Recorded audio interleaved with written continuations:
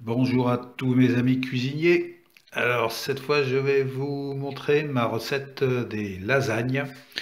Voilà, certains ont pu goûter à mes lasagnes que je faisais pour des grandes quantités. Donc on va faire un petit plat cette fois et je vous montre tous les ingrédients qu'il faut avoir sous la main pour faire un bon plat de lasagne.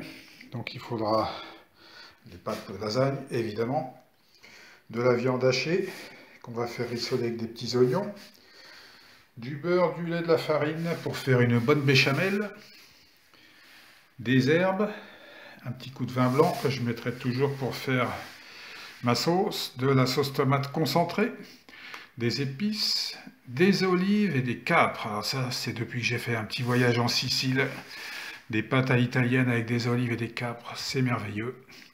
Et puis dans l'assiette, on pourrait mettre un petit peu de piment d'Espelette si on aime épicé.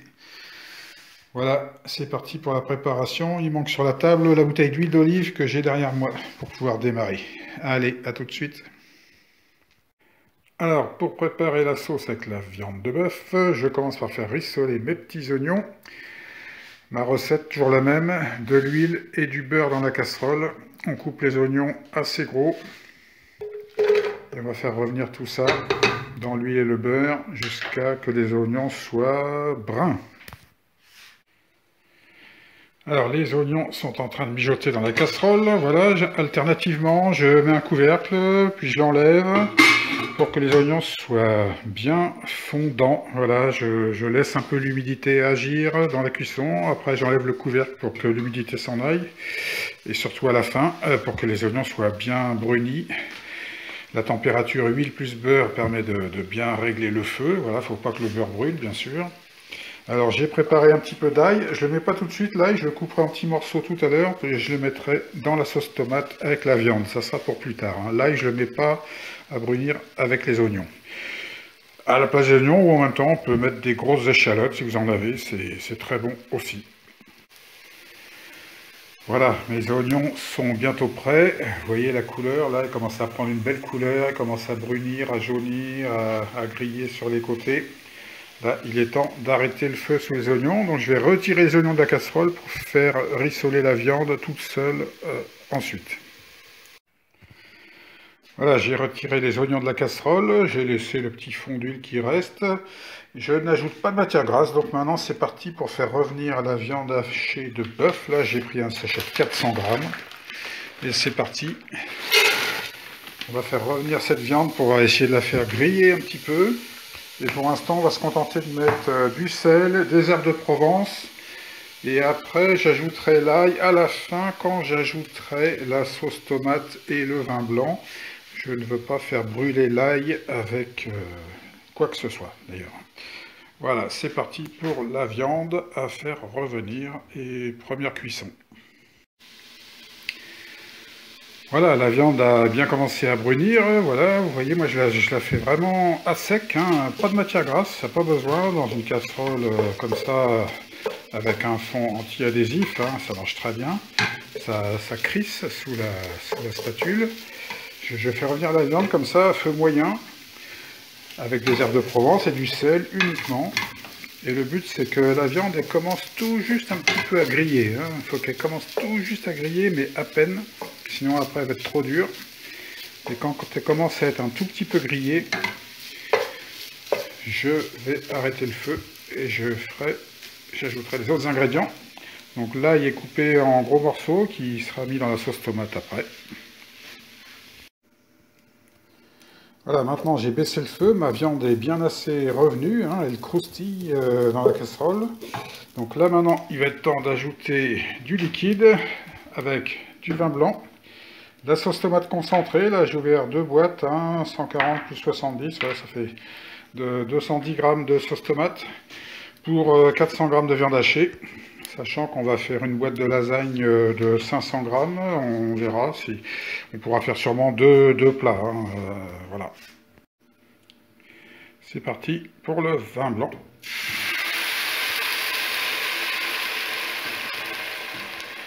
Voilà, il faut que ça soit mouillé jusqu'en surface. Et après, je vais rajouter la sauce tomate. Voilà, le concentré de tomate est mis. Et à ce moment-là, je peux mettre l'ail coupé en gros morceaux. Moi, je préfère. Comme ça, les gens qui ne veulent pas manger l'ail, ils trouveront le gros morceau dans l'assiette. Ils pourront le mettre de côté s'ils veulent. Mais moi, je le mange. Hein, j'adore ça. Voilà, j'ai bien mélangé le concentré de tomate avec la viande. Il faut que ça soit liquide, pâteux, hein, pas trop liquide. Et là, maintenant, je peux rajouter les oignons que j'avais mis de côté tout à l'heure. Là, je peux rajouter les oignons qui sont déjà brunis rissolés. Et on surveille, on baisse le feu pour pas que ça crame. Hein, la sauce tomate, attention, le feu pas trop fort. S'il y a besoin, on remet un petit coup de vin blanc. Et si on a qu'on peur du vin, il va y mettre de l'eau. Allez, tiens, voilà, comme ça, c'est réglé.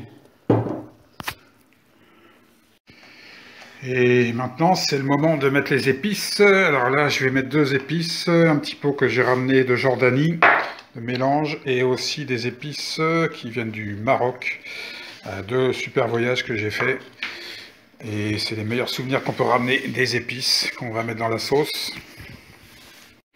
Et bien sûr, c'est le moment de goûter la sauce pour savoir si vous avez assez salé ou pas. On goûte, hop. Voilà, allez, ça manque un petit peu de sel, on en remet un petit coup.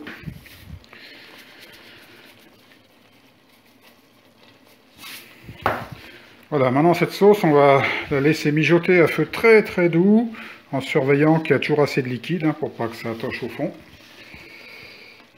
Et pendant ce temps-là, je vais préparer la sauce béchamel.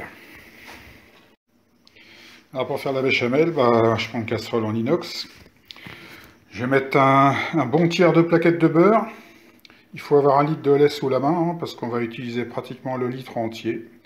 Du sel, un peu de muscade, ça j'aime bien la muscade dans la béchamel. Et puis à la fin, j'ajouterai du fromage. Je ferai fondre le fromage dans la béchamel pour donner vraiment du goût à cette sauce. Alors pour faire la béchamel, donc on fait fondre le beurre, il ne faut pas qu'il brûle, on le fait fondre doucement à feu très doux. Et après, je vais ajouter la farine. Alors moi je fais au pif, hein, je mets de la farine jusqu'à ce que tout le beurre soit absorbé par la farine. Et puis dès qu'il n'y a plus du tout de beurre fondu dans la casserole, il n'y a plus que de la farine agglomérée avec le beurre fondu. Après, on prend tout de suite le lait et on verse le lait un petit peu d'abord et puis progressivement, de plus en plus, en faisant chauffer très fort. Et on touille sans arrêt pour que ça prenne sans attacher au fond. Il ne faut jamais cesser de touiller, sinon ça va attacher au fond. Alors, je mets la farine.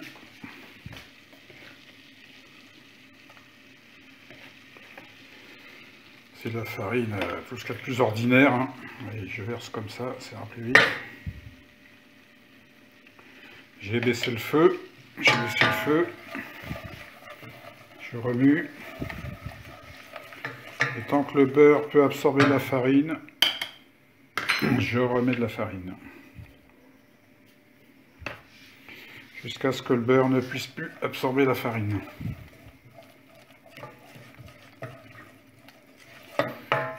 Allez, c'est encore très liquide ça.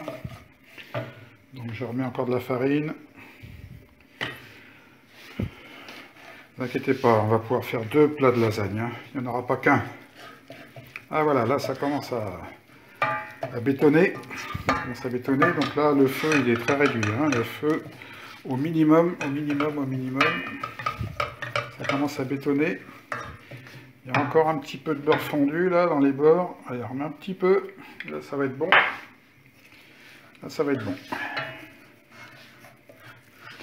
Alors j'ai déjà mis le sel aussi dès le départ, hein. J'ai mis une grosse pincée de sel, très grosse même. Tout ça c'est déjà mis. Voilà, le beurre maintenant avec la farine est très pâteux, hein. C'est genre pâte à gâteau. Donc là maintenant, on augmente le feu. On met le feu très fort. Et on va mettre le lait. D'abord un petit peu. Ça fricasse.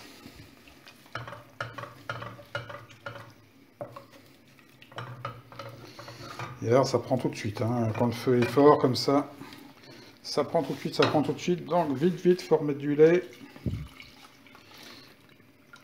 Et là, je vais couper pour aller chercher une autre bouteille, parce que j'en ai pas assez.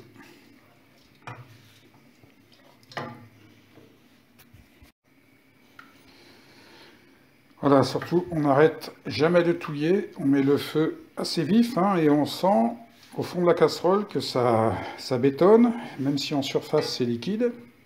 Faut pas s'inquiéter au début si ça fait des grumeaux, hein. Ça fait des petits grumeaux au début, mais ils vont disparaître.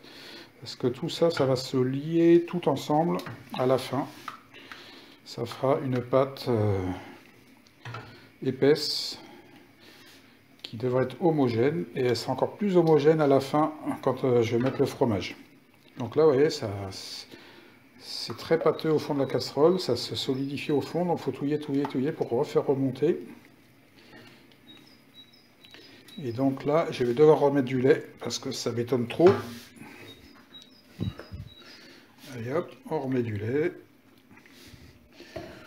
On remet le feu à fond et on retouille, on touille, on touille.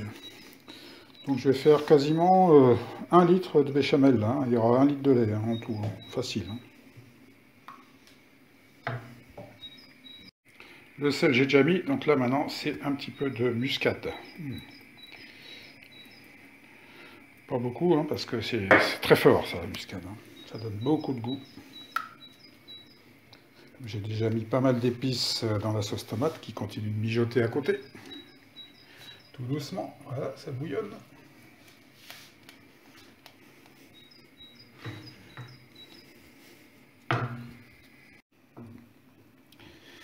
Voilà, bon, maintenant, ma béchamel, je pense qu'elle est pas mal. J'ai rajouté du lait encore. Faut pas qu'elle soit trop épaisse, hein, faut que ça soit pâteux, mais pas trop épais, pas trop liquide non plus. Là, les grumeaux, ils disparaissent progressivement. Alors, faut pas avoir peur, hein, c'est assez impressionnant, ce volume de béchamel, mais en fait, à la fin, finalement, il faut qu'on ait un volume sauce tomate, béchamel, à peu près équivalent, même volume, parce qu'on va mettre autant de sauce tomate que de béchamel en alternance entre chaque couche de lasagne dans le plat pour la cuisson finale. Et donc là maintenant je vais préparer des petits cubes de fromage que je vais couper en petits morceaux, que je vais rajouter dans la béchamel. Et évidemment moi je connais qu'un seul fromage qui va bien pour faire ça, le roi du fromage, le Beaufort. Allez, j'ai coupé un bon peu de fromage là, de Beaufort, et maintenant je l'incorpore à la béchamel. Et là, vraiment, ça change tout. La béchamel, elle va avoir du goût, je vous dis pas. Ça va filer. Ça va être quelque chose. Et vous allez dire, ah, les morceaux, ils sont trop gros. Eh bien, je le fais exprès, parce que moi, j'espère bien, quand j'aurai ma part de lasagne, retrouver des petits morceaux de fromage entre 2 plaques de lasagne. C'est ça qui va. Alors, il reste une dernière chose à préparer pour mettre dans la sauce tomate. C'est les olives et les capres. Donc, je vais mettre ça comme capre à peu près. Donc, il y a deux grosses cuillères. Hein. Et des olives, là, il y a la moitié de ce pot. Donc, il faut acheter des olives noires dénoyautées, bien sûr. Et puis, donc, je les coupe en petits morceaux comme ça. Si vous avez le noyau, c'est moins facile. Hein. Donc, achetez les olives dénoyautées.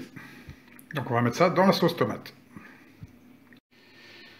Donc j'ai laissé un feu très très doux sous la béchamel et le fromage il commence à fondre. Et alors là, la béchamel devient onctueuse et on la mangerait à la cuillère.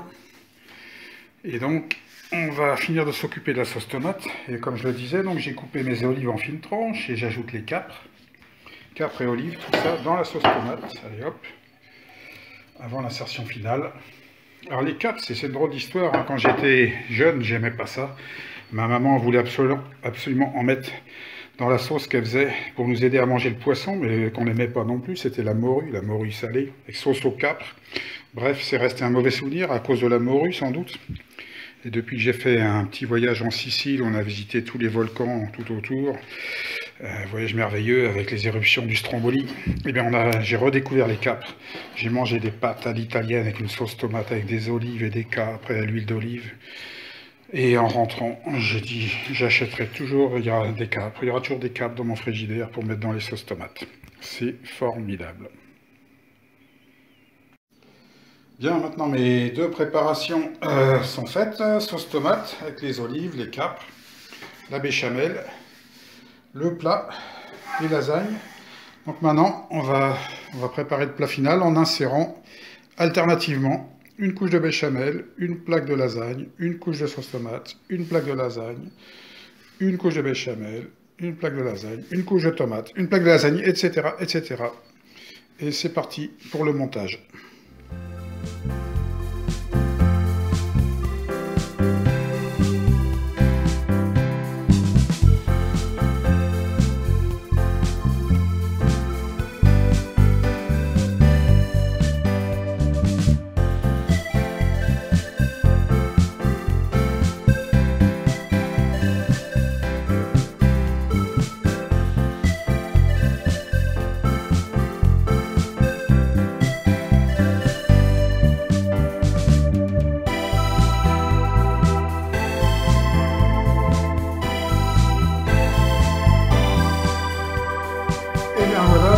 Voilà le bilan de l'affaire, le montage est terminé, je suis vraiment content du résultat, mon plat est bien rempli, voilà, le sandwich est fait.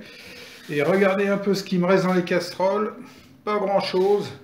J'avais préparé un deuxième petit plat derrière pour faire un petit plat de lasagne avec le reste, mais il va être vraiment tout petit. J'ai donc usé la moitié de la boîte de 500 g de lasagne, là il me reste encore quelques plaques. Et voilà le résultat. Et donc ce plat de lasagne, maintenant il commence à cuire en fait, les pâtes commencent à cuire puisque les sauces, la béchamel sont chaudes. Donc les pâtes vont s'imprégner du jus, de la sauce tomate, de la béchamel. Et en fait ce plat, on n'est pas obligé de le manger tout de suite. On peut le laisser comme ça, refroidir à température ambiante. Il cuit, les pâtes cuisent, il va refroidir, vous le mettez au frigo et vous le servez quand vous voulez. Ce soir ou demain midi. On va mettre un film plastique pour le mettre au frigo. Et il n'y a plus qu'à mettre ça au four pendant, allez, un quart d'heure, 20 minutes, très chaud, hein, pour que ça rentre en quasi-ébullition. Et c'est prêt à manger, avec un peu de salade. Un bon petit vin italien, si vous avez. Mais un vin rouge, moi, je préfère. Voilà, je crois que je vais me régaler. Et dommage que je ne puisse pas vous inviter encore une fois. C'est la recette confinée, j'ai fait avec les moyens du bord que j'avais au frigidaire, mais ça ne devrait pas être mal. Voilà, allez, à la prochaine fois.